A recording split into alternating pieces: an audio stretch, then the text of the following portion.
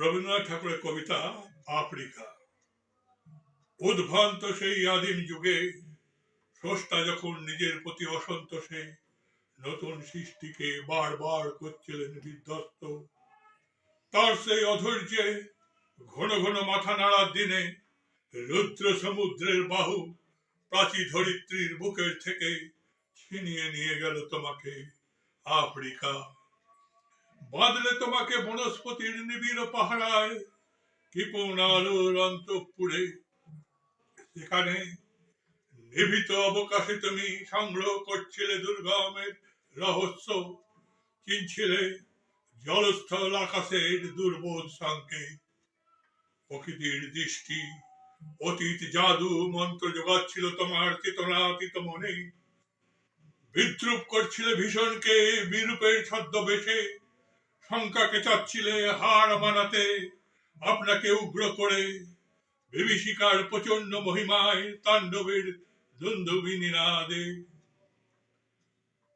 হয় ছায়াবৃতা কালো ঘোমটার নিচে অপরিচিত ছিল তোমার মানব রূপ, উপেক্ষার আবিল দৃষ্টিতে এলো ওরা লোহার হাত করি নিয়ে, নখ যাদের তীক্ষ্ণ তোমার নেকড়ের চেয়ে, এলো মানুষ ধরার দল, গর্বে যারা অন্ধ তোমার সূর্যহারা অরণ্যের চেয়ে।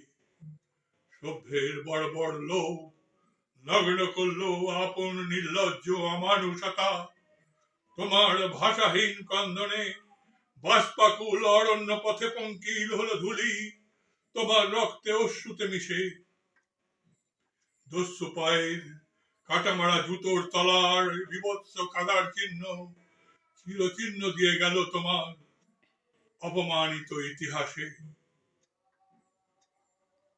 সমুদ্র পাড়ে সেই মুহূর্তেই তাদের পাড়ায় পাড়ায় মন্দিরে বাজছিল পূজার ঘণ্টা, সকালে সন্ধ্যায় দয়াময় দেবতার নামে শিশুরা খেলছিল মায়ের কোলে, কবির সঙ্গীতে বেজে উঠছিল সুন্দরের আরাধনা।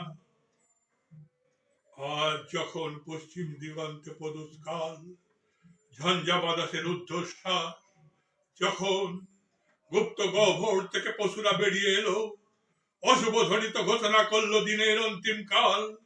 এসো যুগান্তের কবি, আসন্ন সন্ধ্যার শেষ রশ্মিপাতে দাঁড়াও ওই মান হারা মানবীর দ্বারে, বলো ক্ষমা করো।